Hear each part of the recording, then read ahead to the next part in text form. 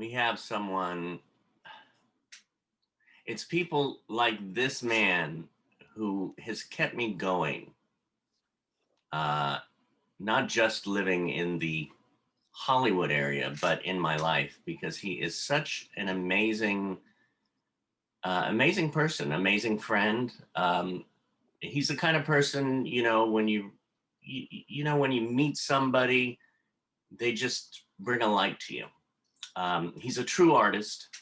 He's an animator. Animator for Disney. My mouth doesn't work sometimes, but he is an animator for Disney, Warner Brothers. Listen to these films that he has animated and worked on. Hercules, The Princess and the Frog, Space Jam, Tom and Jerry, Looney Tunes, Garfield, Piglet's Big Movie, The Emperor's New Groove, Tarzan. I could keep on going. He's also a director and a producer of films like Talking Trash and the award-winning Heavenly Peace. My friend and an amazing talented man, Andreas Wessel-Therhorn. Yay! Oh my God. There we go. Hey. Hi, how are you doing? Okay. I'm okay. I've got to get a haircut. Yes. I showed you that before, but what can I say? I got a fresh haircut just for this. It looks gorgeous. Thank you. Yeah. Class of Disney villainy. Villainy. Yeah, I don't have much clothing that doesn't have some kind of character on it. So. Would you say the villains are one of your favorite? Well, they're always the most interesting characters, I suppose. Yeah. I never really worked on a villain, I don't think. Well, what about the New Groove? Well, he was the protagonist, but he was a bit of an ass. That's true. Well, I mean, I'm going to start off with a question that you would not think I would ask. What is your favorite film of all time? Oh, I always have a problem with those. Those questions because when you think the riches of film, there's so many, and what would you choose? I mean, even if you would say, what's your favorite animated movie? Well, I think that's easier. Okay, what is your favorite animated movie? It would probably be Bambi. Why Bambi? Because it doesn't rely on dialogue. It has a very sparse book. It's all about character animation and situations. Mm-hmm. And I think that's why it's so powerful in people's memory. And I think now, if they would do it now, they would completely talk it to death. They would have to use some star's name to go, hey! Well, and they just have to talk all the time now. The simple way they dealt with the mother's death in the movie, when the stag shows up and just says, your mother can't be with you anymore. And it's just silent. And that's all he's saying. He doesn't do a speech. He doesn't explain how she died or what's going to happen next. And I think that's why it was so powerful, because people had their own association with what's going on. It wasn't spoon-fed to them like it is now. Anyway, I'm going off a tangent. No. I mean, you were reminding me of how brilliant that movie is, and how it is a true classic, because it really does get to your feelings. And as we know in acting is reacting. And a lot of those times when there is that silence is when you have some of the most golden moments. Right. Yeah, and sometimes I think with acting the same way, often that kind of quiet acting often isn't as noticed as it should be. Mhm. You know, often it is the most showy things that get attention. Mm. Mhm. Especially this day and age, Yeah, bombs and people flying across the air and and even, you know, the performances that seem to rise to the top of every award season, you know, often they're the more showy performances, and sometimes the quiet ones kind of fall by the wayside. But I hey, started thinking of that song, It's a Quiet Thing. it is a quiet thing. It is a quiet thing. So you were born in Germany? I was. I I admit that. Yeah. Do you miss it? Do you miss living there?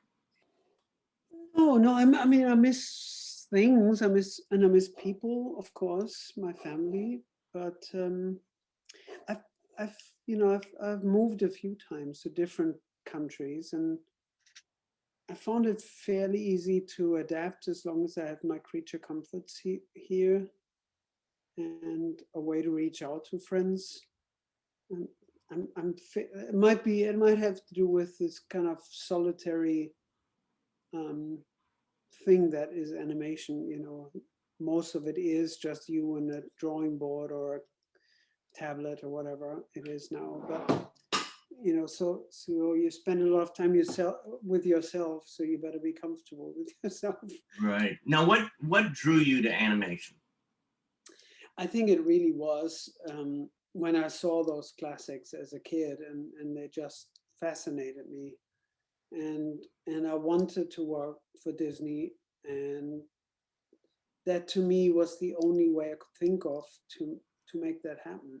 Yeah. Um, and I don't think, you know, people always speak of God-given talent or whatever. I don't think I had that. Mm. I had I wanted to do it, but I didn't think I had the talent to do it. Um, you know, I wasn't particularly great at drawing as a kid or anything that people said, "Oh, you have to be an artist."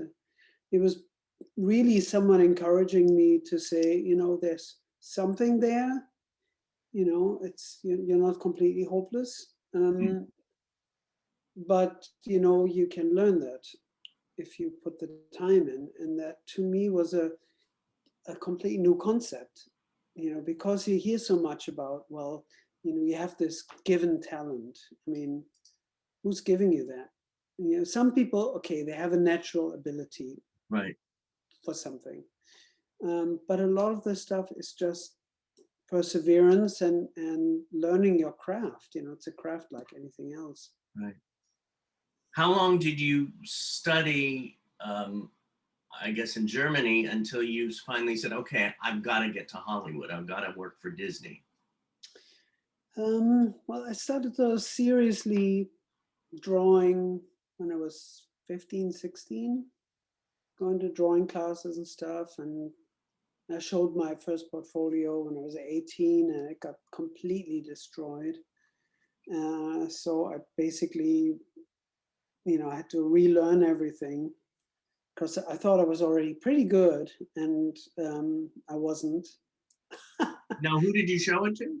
I showed it to a professional designer who was a friend at that time, and yeah, it was pretty devastating, the review of it. Mm. And I almost gave up. I almost gave up. I almost couldn't draw for 6 months. But then I thought, like, well, you know, he told you there are ways to to learn it. You have to, with drawing, it's not so much what you do with your hand. It's more the way you look at things and you understand what you're seeing. Yeah. Um, you know, when you look at a can, basically, you know, you don't see just a flat thing, but you start to see it as a shape. Yeah. You know that how it's made up, and that really helped. I'm sure there are very similar things with acting, where people, you know, strip you of all the things you think are acting, Yeah. and strip it back. And that's what he basically said. He was like, stop shading things when you Mm. don't know how to draw it. You know, you can't just shade over it. Yeah. You know, and he he said, for now, for the next months, you can't shade anything. You have to only work in line. Right. And it was really difficult at first because it sort of shows all your shortcomings.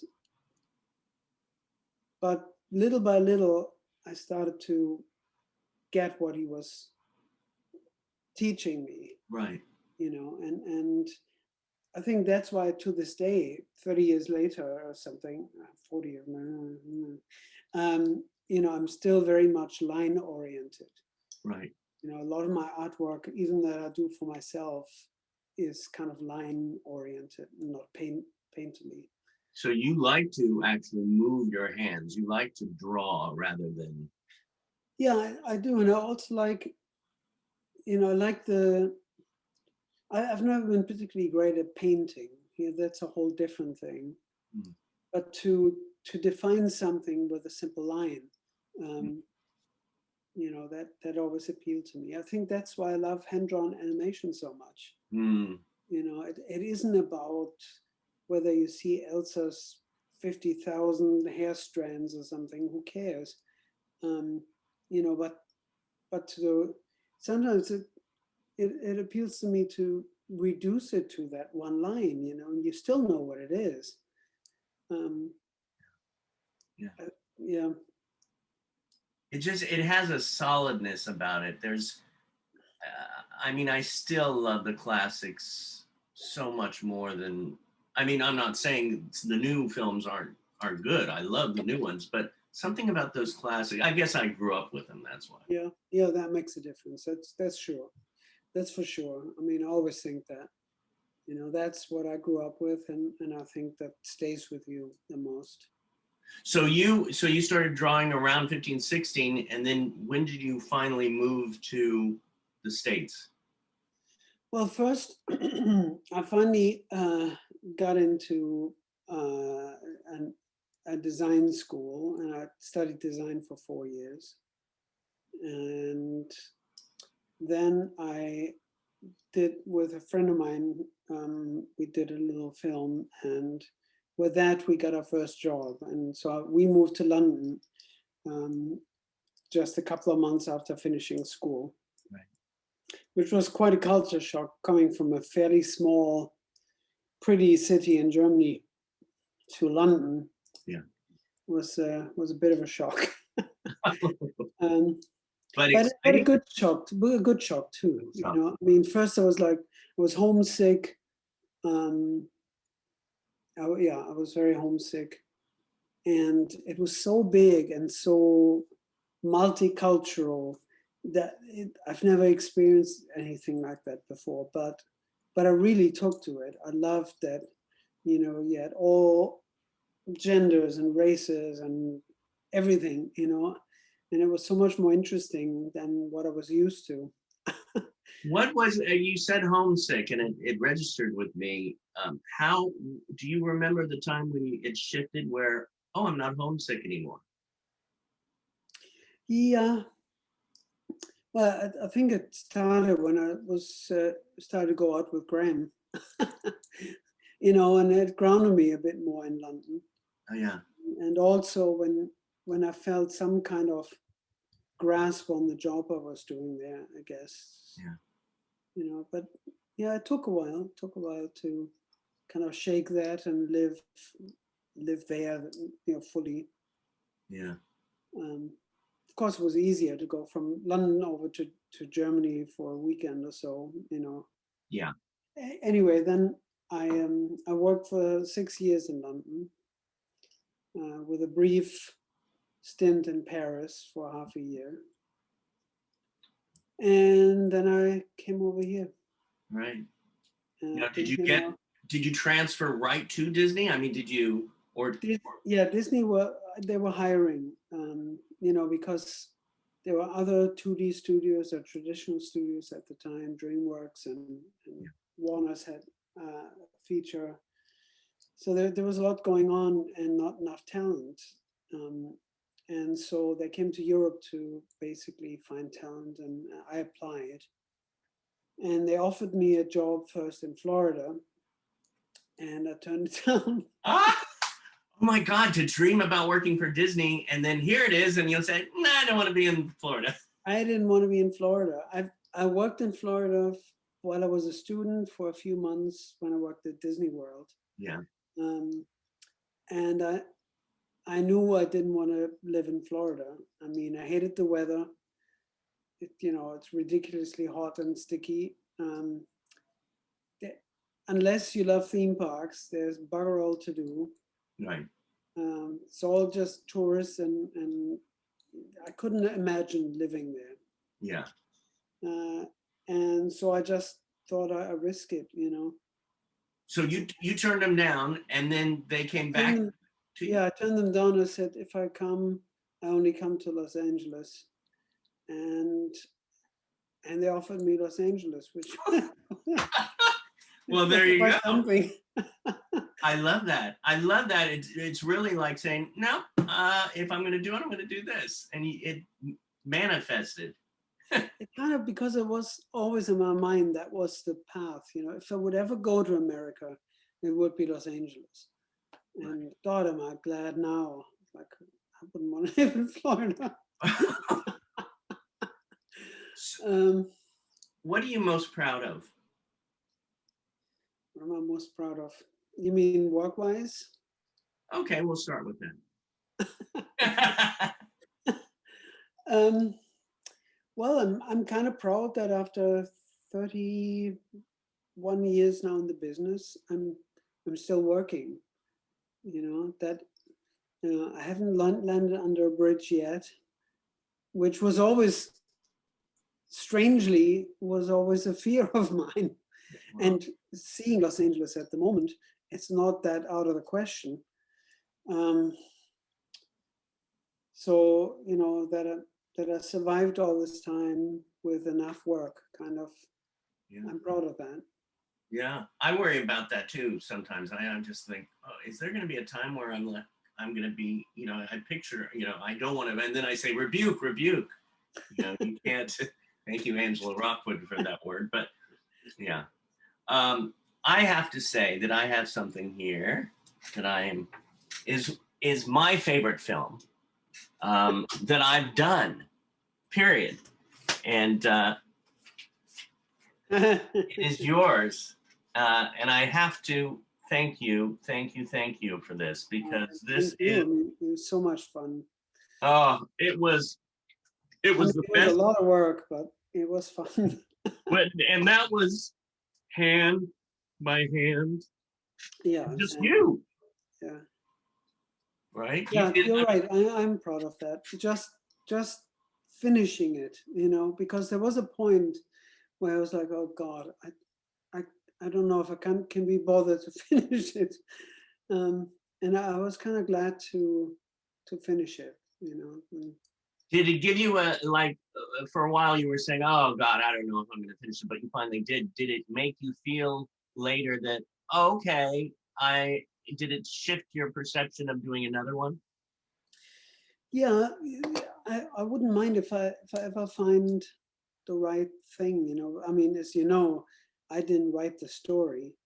It was just this 2-page comic strip that always, and I have a lot of his stuff, but that appealed to me because it felt like a complete story arc in a very short time. So I thought, even when you animate it out and you expand it a bit, it's a doable amount of time to animate.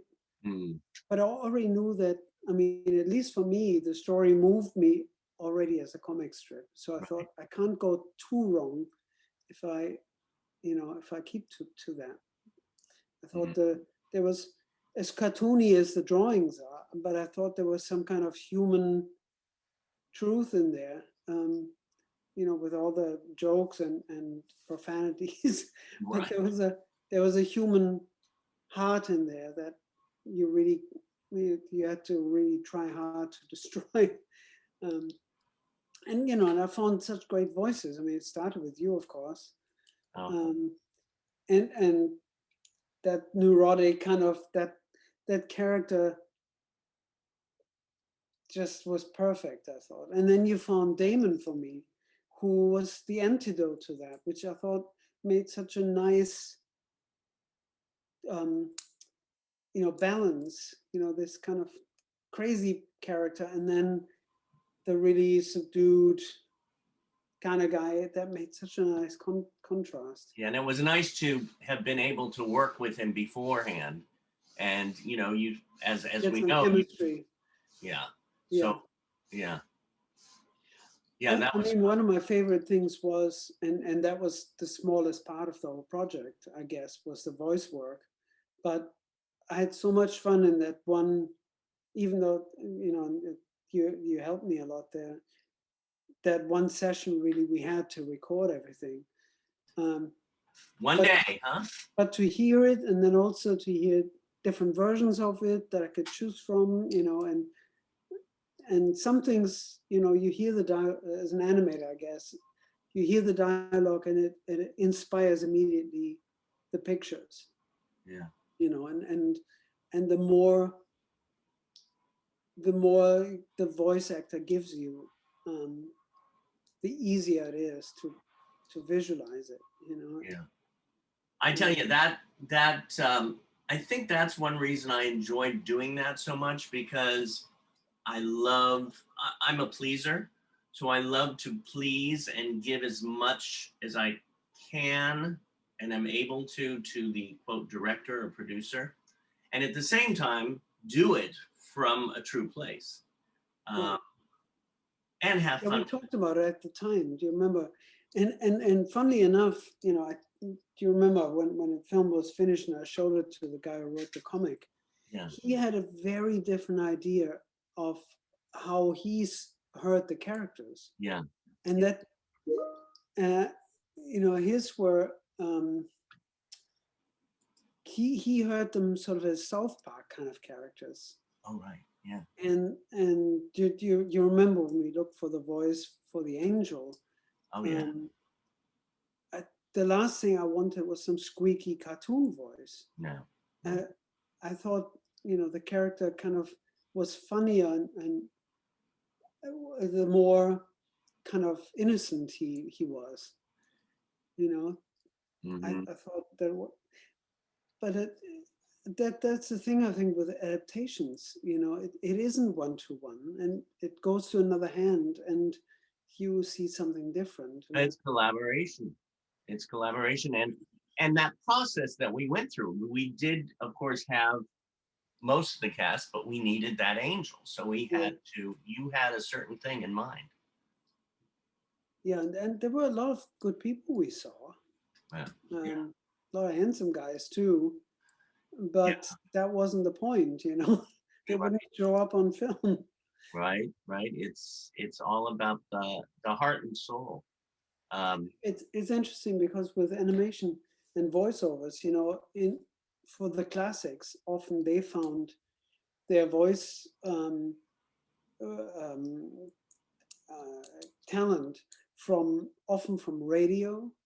A lot of them were radio performers, so they knew how to create a character just by the voice without having the physicality of their body. And then, at some point it shifted, and when studios started to just cast celebrities because they knew they could get some marketing out of it and all that kind of stuff that gets attention, but it isn't always right. Do you think that will change again? Do you think that will shift from celebrities doing voices to actual meaningful voices again? Or not that to say the celebrities don't give meaning to it, but Yeah, I would hope so, yeah. because yeah, I mean, it's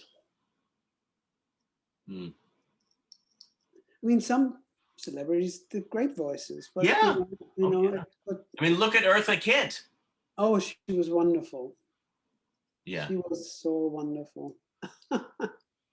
Who is somebody like, And what a pro, I mean, she started basically in a completely different movie, yeah. and it was a completely different character and storyline. And when the film was rewritten and changed directions, You know, she was Eartha Kitt. She had a great song in the original version. The song got cut. Um, she could have just walked out, but she didn't, and she just took to this new part. And I mean, she has such an amazingly recognizable voice. Yeah. But for most people, who are not into cabaret or something like that, they had no clue who Eartha Kitt was. So to hear that voice, with this amazing character was, I think, perfect marriage. Wow. And she Oh, was so funny. oh my God. Did you meet her? I did. I did.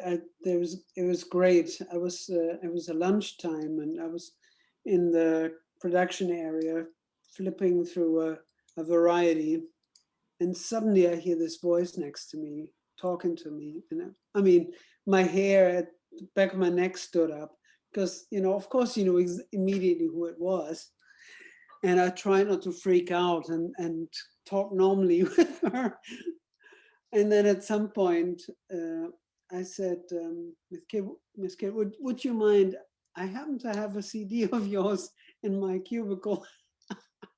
Would you mind signing it? And she said, no, that's fine. So I ran over and got it back, and I still have it. She signed it for me, and it was very nice. I could hear her voice saying that to you now. I'm like, it's talking about Eartha Kitt, I mean, that she has such a distinguishable voice, and she's such a singer. And music, I know music is so important in your life, and you use it in your films. Yeah. What was a voice that you first remember gave you chills up and down? First, I think it was well, the first singer I kind of took to she was a Swedish actress who acted mostly in German movies. She had a kind of almost like a bass kind of singing voice. She had a surprisingly dark voice for what she looked like. She was called Zara Leander, and I know she was a total diva. And Name like that. I know. And my parents should have known then. And I guess then I kind of segued onto Judy Garland, right, predictably, until Barbara came along, and there was. Right. And no one has taken that place. Right. Well, those certain voices that will always remain with us. What about composers? Is there a composer? I mean, yeah, is there a composer that you love the most? A lot. I listen to a lot of soundtracks. Yeah. So of course, the typical ones like John Williams and the ones who write these memorable scores that you actually. I mean, John Williams is one of the few where you actually remember the theme. Right. And later on, if you hear the theme, you remember the movie. It has this weird symbiosis that there are a lot of beautiful scores. When you hear them in the movie, you think, that's really nice. But often, when it plays, I have to look up, which movie was that from? With John Williams, I never have that. I always know where it comes from. It was a gift, but a lot of them, and sometimes classical. I like Mozart, and and I love song. I love songs with lyrics. Yeah. I like pop songs, of course, but that, for example, that's why I love all the Barbara stuff, because she sings lyrics, and the words for me are always very important. Well, like you said, she sings them and she lives them. Right. Yeah. I could keep on just you and me, and I would say, let's get a glass of wine and some cheese and keep talking. But we're gonna now invite the party. Yes. if anyone is there to join. Are there Oh people- my God, they were crawling. I want to come.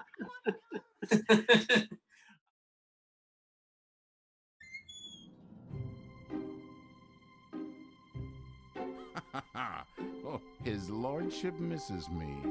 How very interesting. And tell that bastard it's only fair that he's the one hurting for a change.